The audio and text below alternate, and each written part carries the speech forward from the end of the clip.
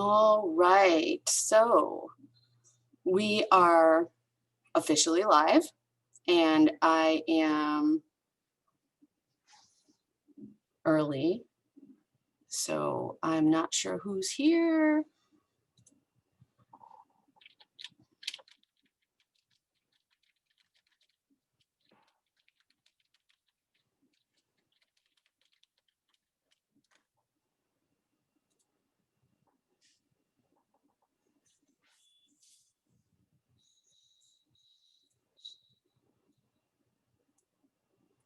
All right, trying to get this figured out because this is the first time we are coming to you via Zoom, but I wanted to share my screen tonight, so that is what we're doing.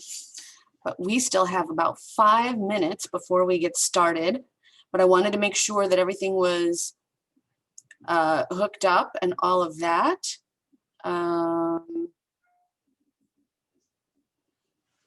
So that is that. And I think we're gonna go live on Facebook too, why not?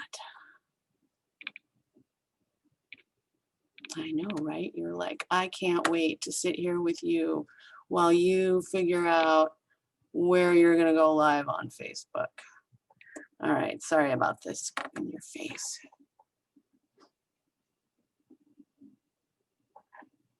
Getting this camera ready.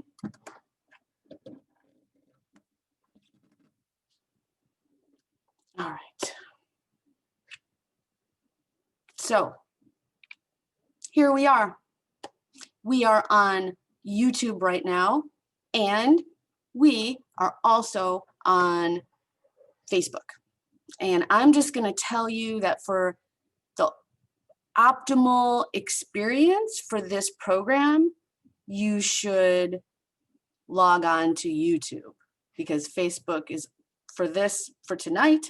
YouTube is where it's at. I'm going to be sharing my screen, which I won't be able to do on Facebook. So actually, this live bit is not going to be all that long, but we'll start the program here together, right? And we will get started here. So first of all, you know, I really don't like to do a program without props. So got my friend with me today. He is, oh, to the what? A friendly neighborhood bat. And so we are going to learn about bats tonight. And is this a kids program? Well, it could be, but it's not really. It's sort of a program for everyone. And because a lot of people, for whatever reason, just don't know a lot about bats. So hopefully after tonight, that will be a different story. So I think right now, in order to make things easier, I'm going to switch to just YouTube, because pretty soon I'll be sharing my screen. So if you want to learn about bats tonight, please log on to our YouTube channel where you can see us live. If you can't make tonight's presentation for about a half an hour, 40 minutes live, then tune into our YouTube channel later, because it will be recorded there so that you can watch it anytime you want to. All right, so goodbye to everybody on Facebook, and here we are on YouTube doing our YouTube thing. Okay, and I need this phone later, so I'm going to move it. It's part of my presentation. I know, right? So as we wait for people to start coming in to our presentation, we're going to throw some trivia at you. I know, right? So let's see who is the bat knowledge master already tonight. And we're going to start in about 5 minutes. But right now, what is the home where a bat hangs out called? What's his home?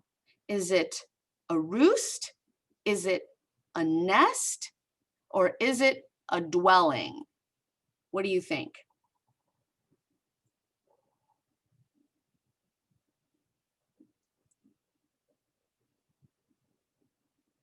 I think you might know. Do do do do do do do doot doot doot doot doot doot. And the winner is roosts. Where they hang out is called a roost. Here's some more fun. What do you call, I've got this fun little thing here. What do you call a group of bats? Is it a gang? Is it a colony? Or is it a flock? Do, do, do, do, do, do, do, do, do, do, do, do, do, do. I know you came here to listen to me hum, right? Isn't that great? It is called a colony. So that's kind of cool too. Here's one. Are all bats black? No, I won't do that to you anymore. They are not. And you are going to learn tonight about some bats that are not black. So there you have it. Let's see. True or false? Oh yeah, colony. Yay, Wendy, and yay, Stephanie. Thank you. I love this. Awesome. Okay. So true or false? Are bats the only mammal that can really fly? Do do do do do do do do do do do do. Yes, they are flying mammals. So that is why I brought this fun little prop. Who is that? Woo, woo. Let's see if I can do woo. Woo. Are birds and bats alike? Well, they fly at night, right? But owls are birds and bats are mammals. All right, you guys know this. All right, Stephanie, you're rocking it.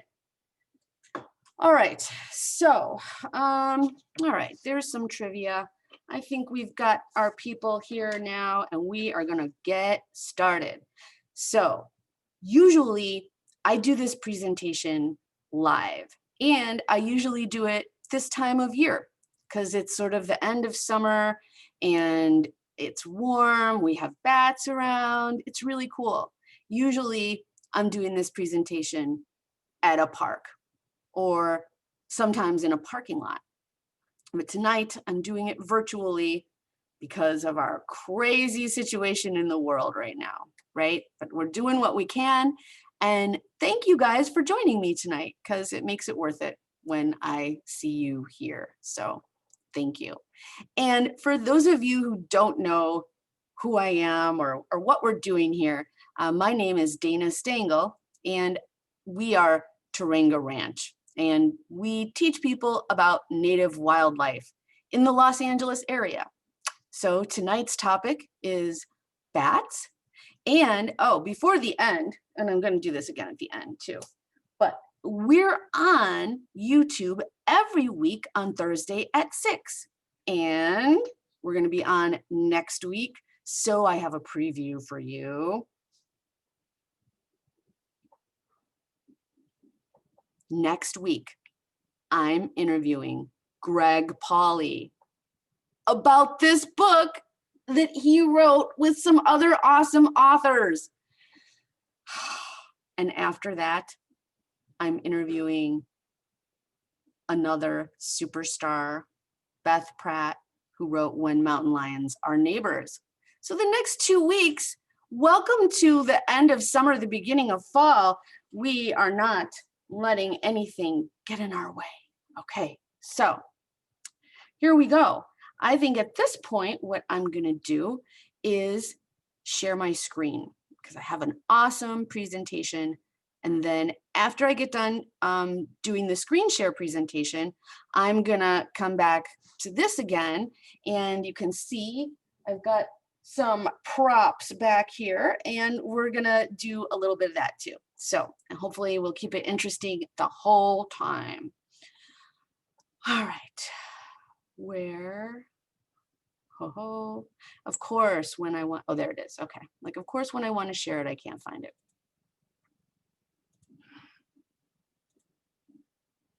All right. So as we go, if you have questions, please put them in the chat. And when I'm done giving this presentation and I look at the chat, I will answer the questions at the end. All right. So if you have any, go ahead and throw them in there. That would be awesome. So tonight we are talking about bats in Los Angeles. And we're also going to talk about bats in general, right? So it'll be a little bit specific to bats in our area, but it's also going to be bats, right? Why are they cool? So, and as I was doing these presentations, someone from the Midwest actually reached out to me and said, hey, we want to add to your resources. Here is a copy of our slideshow, and you can use it, you know, whatever way you want. And the name of that organization is Incredible Bats. So some of the slides in my slideshow are actually slides that they created with their super cool style. And they are another amazing resource if you want to learn more about bats. And there's my information right there on the screen. So there you go. Now, the first thing we're going to talk about is that order Chiroptera. Chiroptera means hand wing, okay? So when you look at this diagram, I want you to especially notice where these arms are, okay, and how this is different from a bird. We have fur. He's a mammal, and there's fur. Next, we've got these very large ears, which are going to be used for echolocation. I don't actually know what kind of bat this is, but I know that it's an insectivore because he's got those echolocating ears. Now, look at these arms, okay? So this part of his arm is his forearm. That's your forearm. In my little video, I'm showing you my forearm, right? So this right here is his forearm. It looks like it's maybe his upper arm, but it's not. Then at the end, he's got a wrist with a thumb and fingers. So he's flying with his hands. There's his upper arm. There's the forearm. And then we've got the wrist here and the fingers and that little thumb. So maybe that will help you have a better idea what you're thinking about when you're thinking about bats. We're not used to really seeing them up close or really having a great understanding of them. Oh, the other thing I want you to notice about this picture is this tail.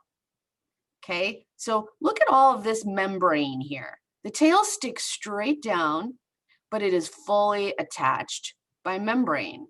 Okay, so I know that that's not a Mexican free-tail bat or any other kind of a free-tail bat, because free-tail bats don't have all this membrane. The membrane sort of disappears about halfway, and then there's a little tail hanging out, a free little tail hanging out. And this membrane is super important, and it's sort of a scooper. They use it as a little bit of a scooper. And there's their feet, right? So super interesting. Okay, flying mammals. And I thought I would go ahead and start right in with bats that are common in Los Angeles. And the most common one is the Mexican free-tail. And look at his tail. See how different it is from the picture you just saw. So even though in your mind bats all look the same, they are incredibly different. And the Mexican free-tail bat is also really social. And so there is a group of them flying away together. and they are the ones that actually live under the bridge that you probably have heard of or seen media about in Texas. So yeah. And here is a little canyon bat. And I don't love to show pictures of animals in people's hands, but with bats, it's sort of a really good way for you to actually see how big it is. So I threw in some pictures of bats in hands. And I did not take any of these pictures. These are all things that I found usually in common I don't even know, common whatever. And the commons, the Creative Commons, I think that's what it is. And also just Wikipedia or whatever I could find online. So, you know, I didn't do a lot of,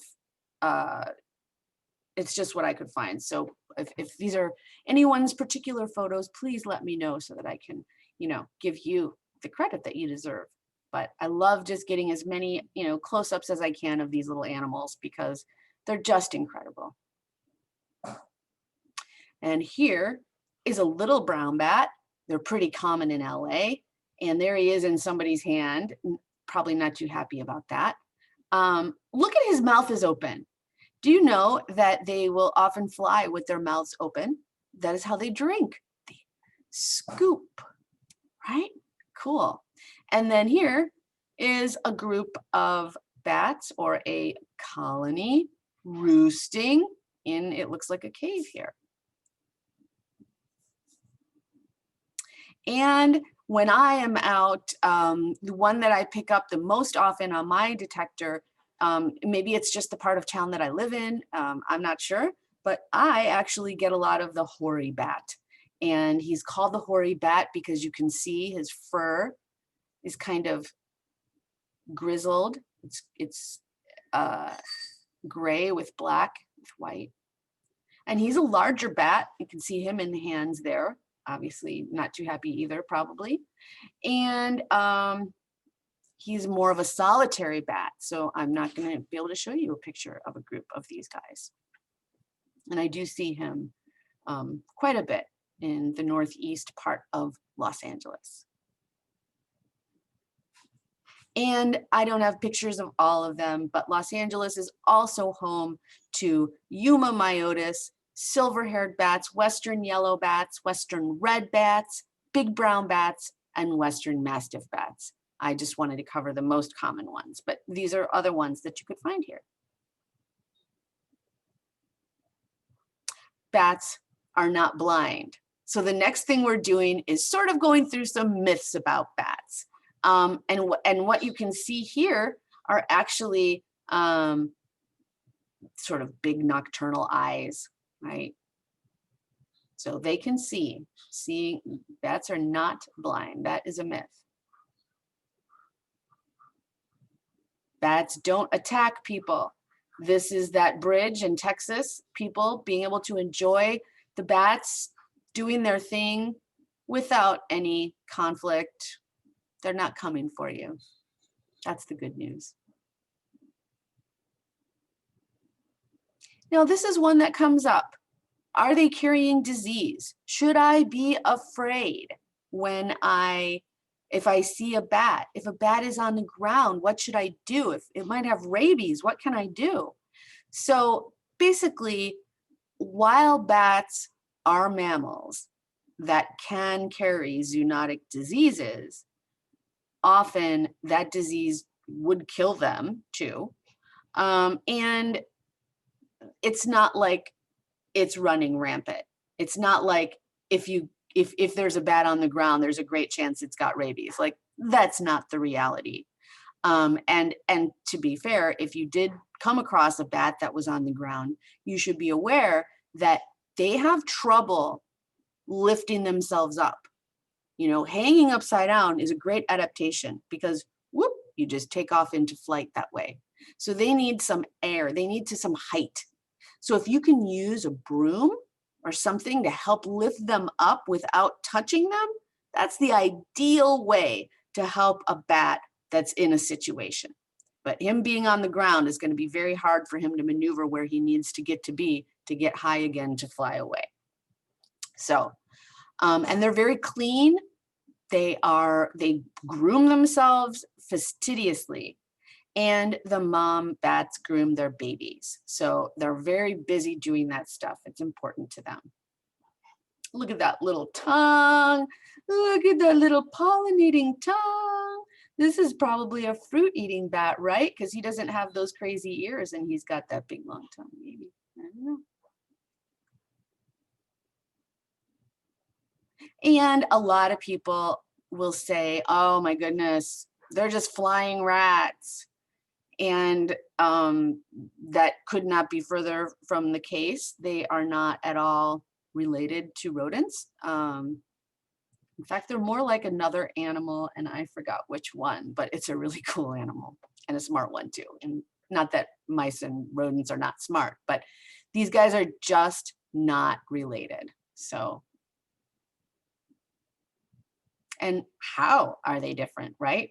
This lifespan for the bat could be up to 20 years, and rodents just a few years.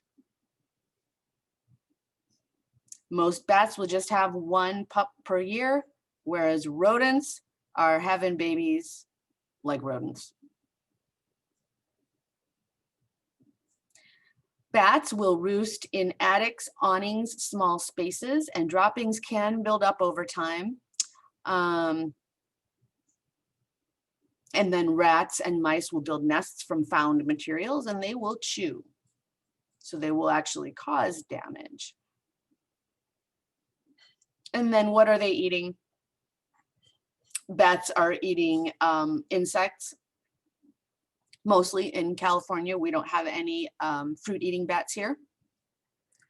And then, but they will drink nectar too, even if they are insectivores. And rodents are more omnivorous. They'll eat whatever they can get.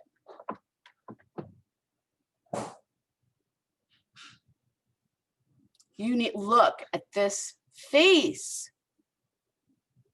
That is an echolocating face, if I've ever seen one. I see mammal fur, and I see all kinds of grooves and nooks. It's almost like the inside of your ear, right? Like that is a well-developed system.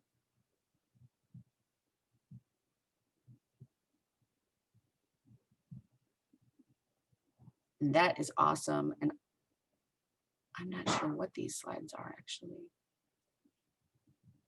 Wow.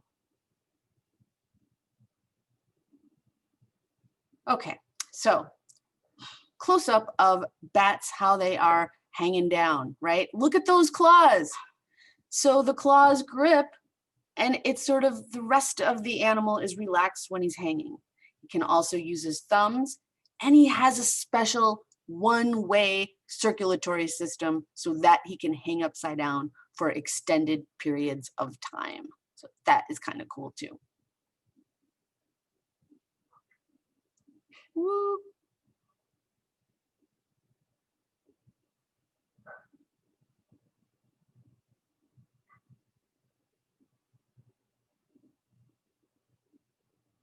So this is also a common misconception that bats suck blood. And while there is one kind of bat that does not live in California that does live off of mammal blood, it doesn't even suck that blood. It doesn't like go, oh, I'm coming in right now. No. In fact, I'll use my puppet. Well, no, I'll do it later, but because you can't really see me, but basically the animal sort of comes on in, gently lands, hobbles over, uses the teeth that are very, very sharp to make a tiny hole, just like that. And then anticoagulants in the saliva keep that hole from healing over, and the bat will gently lap the blood as it is trickling out. And most of the time, the mammal that this is happening to is pretty big. It's like a cow or a deer or something like that. And it doesn't even usually notice what's happening because often it's sleeping because it's nighttime. So we have all these crazy ideas about vampire bats, but they don't even occur here. So we don't even need to really worry about them. So I'm only including them in a Bats in LA presentation because they're interesting and people want to know about them. So there they are.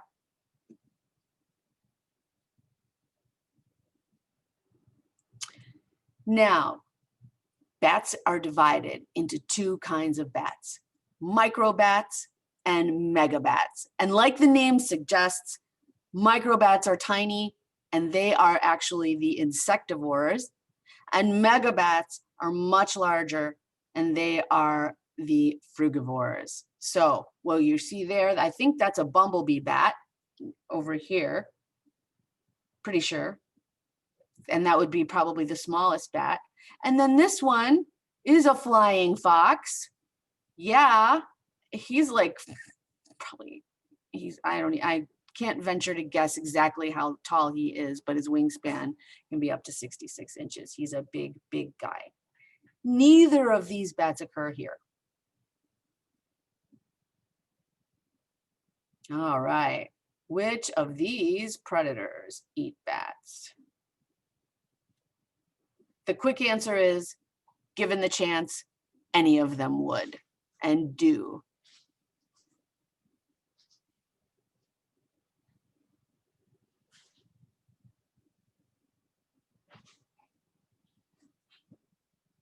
Hawks, owls, falcons, frogs, fish, a spectral bat will cannibalize, snakes, arachnids and centipedes, feral cats, raccoons, and weasels. Basically, if they can get them, they will try. Well, what do bats eat? Some bats eat insects.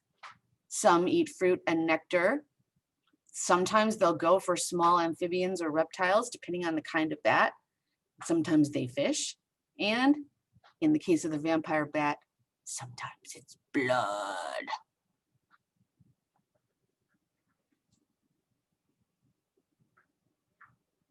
And bats are the main pollinators of saguaro and other cacti in the Southwest.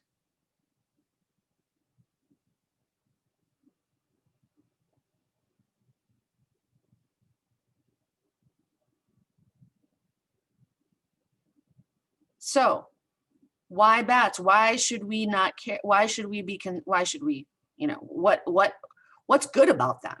Well, they can eat a lot of insects in one evening. They can eat a lot of insects in 1 hour, and they specialize in small insects like mosquitoes, and mosquitoes can carry diseases, right? Like West Nile, that's what they're carrying right now, I'm pretty sure. So yeah, bats can really help humans, and they save money on insecticide. Yeah. Okay, so this is what it looks like. I thought this picture was super cool. This is a bat sending out his sonar. It hits the moth and it bounces back. Now I know how far away and how big because I keep sending signals back and forth, back until I'm on him, and then I get him. Oh, yeah. So I got overly excited, but yes, so they are sending out the noise. Now, usually people cannot hear this noise. There are some bats, I believe it's the hoary bat, where you can almost hear a little bit of chatter in certain conditions, but often bat noise is not something humans can hear. And so when I show you my props, I'm going to show you a few different kinds of bat detectors. Yeah, they're cool. And there he is getting closer in. And that's why if you ever watch them in the evening, their flight looks frenzied because they're following insects whose flight is also frenzied, right? How many insects can one bat eat per hour each night? Is it 100 per hour? Is it 800 per hour? Is it 1,000 per hour? Ding, ding, ding, ding, ding, ding, ding, ding, ding, ding, ding. I might get in trouble for copyright. I probably shouldn't hum that tune. All right, you got it.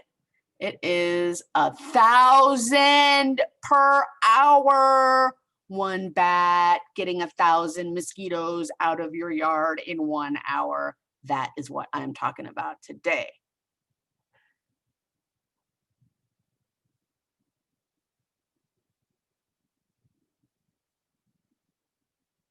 Fun fact, one little brown bat may eat up to 110% of their body weight in insects during a feeding period. Can you imagine eating 110% of your body weight during a feeding period? Think about that.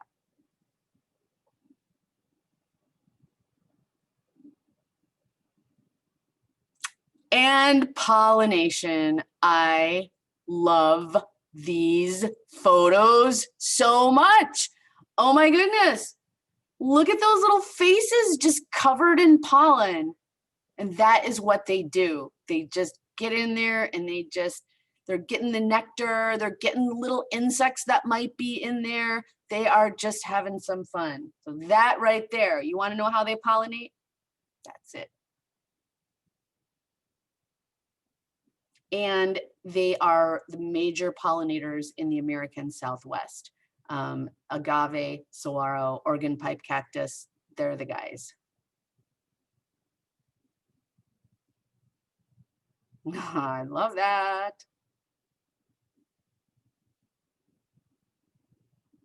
His head is just gone. It's just gone.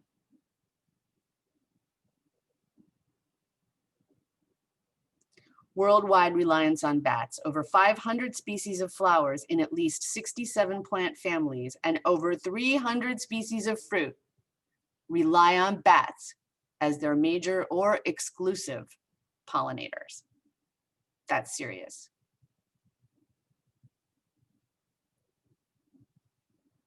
And other major benefits, like we said, they will eat the insects that are in there, they'll eat the nectar, the fruit, the flower, they'll just have fun.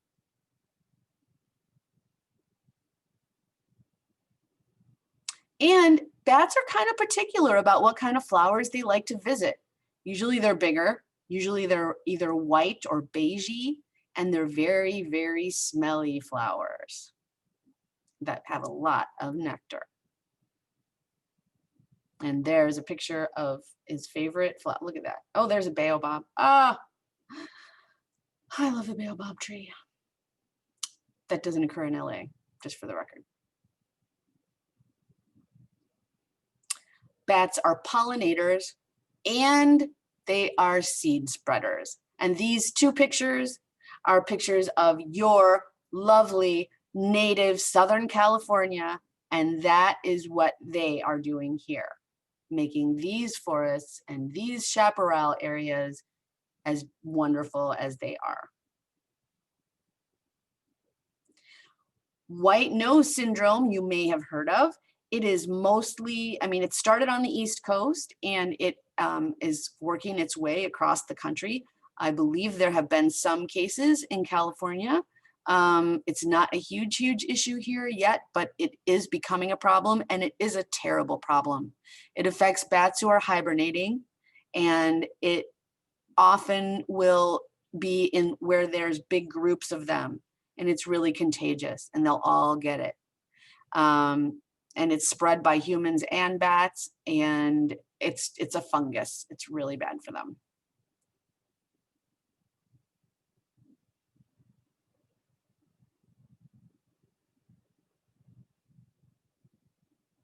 Wow, look at that picture. So that is Australia. I'm not sure what those are, but here we are with humans, and this is sort of what Taringa Ranch specializes in, right? What happens when we all get together on the urban interface? So the biggest one is habitat destruction. There is poaching going on. There is hunting for food. That's not mostly in the Los Angeles area. It does occur, but for us, it's development and it's wind turbines, things like that, and white nose syndrome too. This is an older fact. I'd be interested in the newer information. Between 2000 and 2011, an estimated 650,000 to 1.3 million bats have died from collisions with wind turbines in the United States and Canada. So there's always an issue, isn't there? We think we found the answer, and there we go. How you can help, you can donate, right? But mainly, don't use insecticide. If you don't use insecticide, you are helping bats. You can put up a bat house. We're going to talk about that in a minute. And you should leave bats alone. I guess there are places, this was in Kentucky. I don't know if these exist in LA or not. Grates where bats can get in and out, but people cannot. That helps them.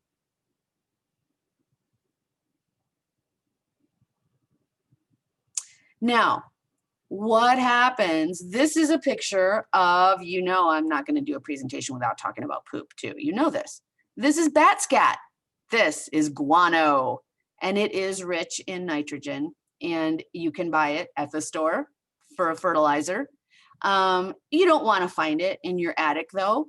They're probably not, well, this is sad. That looks like some dead bats there too. If you have bats in your attic, I have an answer for you. And when I show you my props, we'll talk about that. I have got some pictures here, but I also have some props to show you. So if I get a bat in my attic, the first thing I'm going to do is put a light up there and leave it on for 2 weeks.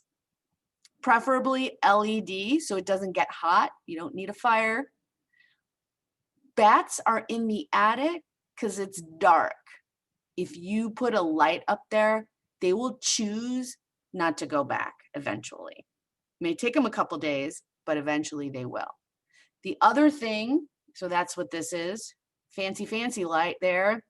Any kind of light should work. The brighter, the better for bats. This is called a bat cone, and this is basically a one-way door. So you would attach this where they're coming in and out, and they can go out because this is wider and this is smaller. They go out, but they can't get back in. You would not want to do this when it's bat nesting season. You would not want to separate babies from their parents. But if you are sure that it isn't, this is a good way to get them just to find another place to roost.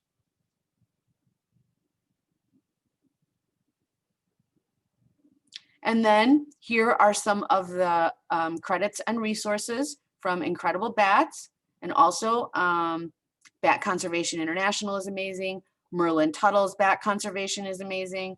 And the Natural History Museum of Los Angeles with Miguel Ordenano is amazing, or Ordenana, that's what it is. He's amazing. He knows his bats, and he is one of my favorite people to talk to when it comes to bats in LA. So if you get the chance to see a Natural History Museum presentation on bats, oh, I highly, highly recommend it. It's so good. And that is who we are. And I am going to stop sharing my screen now. And there we are. Okay, so trying to get myself back here, figuring out what's going down. Okay, you're going there. All right. All right. So now is the fun part. The first thing I'm going to do is make sure, is there anything I didn't cover? Well, I'm going to be looking at your questions in a minute. How can you tell a male to a female bat? Oh, that is a great question. And I am not the person with the answer. I don't know that much about bats. That's a great, great question. Okay, so what do I have here? First of all, when I do my presentations, I don't love this. I don't love this practice, but for educational purposes, this is helpful. This is a bat. Does it help to put my hand behind it? It's reflecting off my screen. Do you see how tiny that is? It's a bat in acrylic Very sad, sad way for a bat to go. Bats should not be in acrylic, but you get to see how tiny an actual bat is. All right, and then I want to show you a sample. So I have this little this little model, and it does the wings justice, right? Look at how the wing is. So upper arm, forearm, wrist, thumb, fingers. I wanted to show you that. I think that's cool. All right, and oh, okay.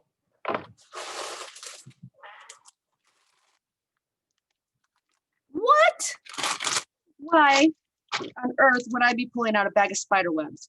Because for one thing, we also usually do a bat program during Halloween because bats go with Halloween. People are interested at that time of year. They want to know more about bats. This is a favorite Halloween decoration right here. This is that super cool spider webby stuff, right? You know what I'm talking about. When you put this outside, this is bad for birds, bats. If a bat is trying to get to an insect, he can get caught up in this. And this makes an amazing net that an animal cannot get out of. So if this is one of your favorite decorations, and I could certainly understand why it would be, the old spider web, super stretchy, stretches forever, right? Just do it inside the house, although even then it might not be safe for pets. But just think about the fact that animals are living in and around your bushes and your trees also. And so as you do your decorations for the holidays, if you could keep that in mind, you can save the life of somebody who's eating 1,000 mosquitoes a night in your yard, right? Okay, and then just for fun, I like to do this with the kids, so I'm going to do it with you because why not? Here is the bat. Here is the flower. This is literally how it happens. Face goes into that flower. Yum, yum, yum, yum, yum.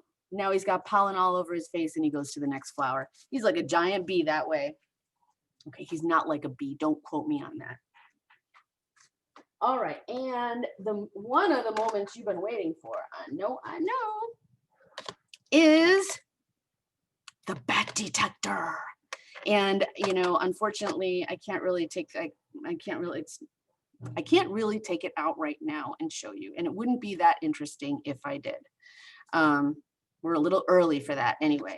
But I want to take you back in time to the earliest bat detector, right? This one is awesome. You turn the button, it's got one button, you turn it on, and basically it'll make a noise to let you know if there is bat presence. And what it's doing is picking up that sonar that the bat is sending out and making it loud enough in a noise that people can hear. So when you have this one, when you're outside, you're like, oh, and it goes click, click, click, click. You're like, oh, there's a bat.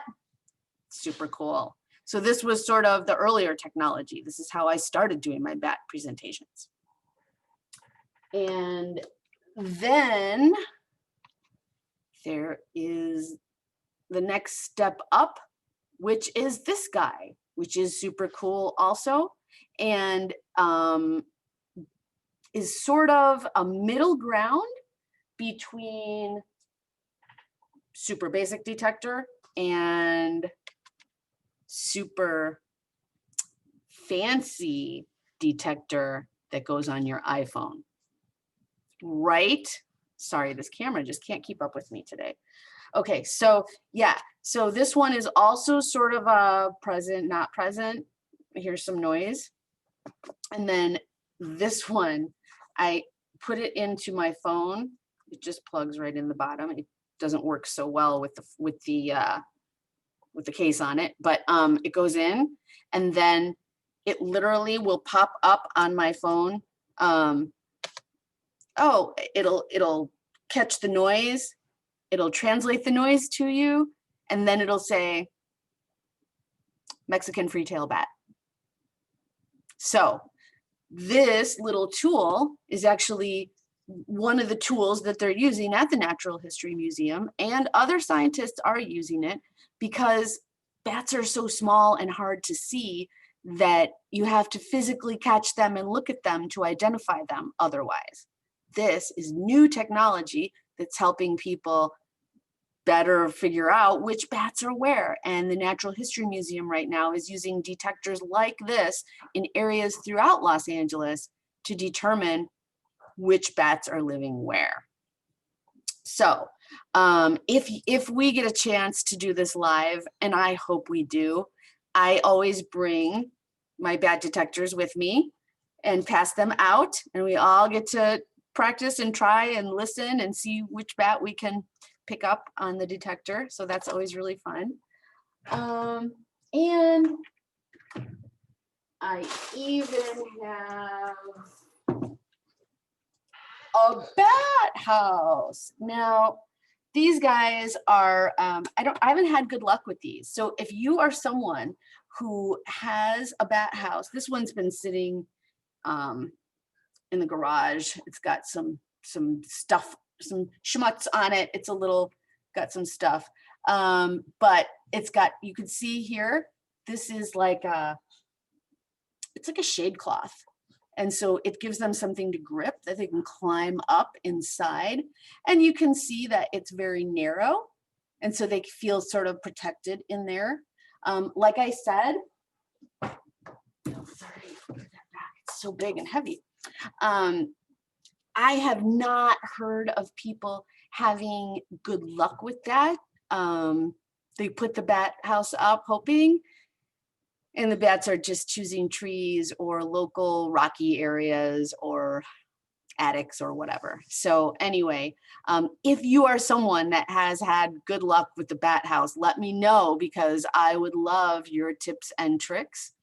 And I think that's it. I think that is all I have. If you are, do you have any questions? Throw your questions or your comments or anything into the chat. And I would love to answer that before we finish up here. And while I am waiting for you to throw in your questions and comments, I'm gonna see if there are any cool facts I forgot to share with you. The bats that are social will roost in big groups. They can fit sometimes 300 individuals into 1 square foot. I know, it's crazy.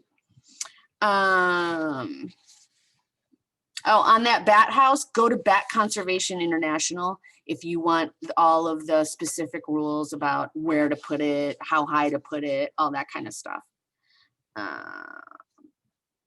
If you could hear the sonar that the bat is sending out, it would be as loud as a smoke alarm. I know, right?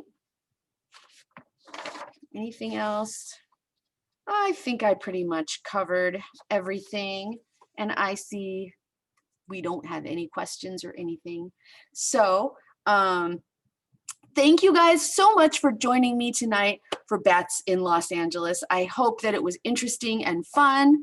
And I just wanted to remind you that next week, same bat time, same bat channel, we're going to be talking about the book Wild LA and interviewing one of the awesome authors, Greg Pauly. Woo! So please subscribe. If you haven't already subscribed, please do. It helps us. I'd like to be able to take this mobile on my phone, and I have to have more subscribers to do that. So, and in general, if you don't get our newsletter, please send me your email so that you will know about programs like this. We have all sorts of free programs going on. We have some classes going on right now for adults and also for kids through Totally Weird Los Angeles. So if you go to the Totally Weird Los Angeles website, you can sign up for one of my 3 different classes we're offering starting next week. Lots of spaces still available. And for kids, it's hands-on. So anyway, thank you guys so much for joining me tonight. And I will see you next week. I can't wait. Have a safe and wonderful weekend.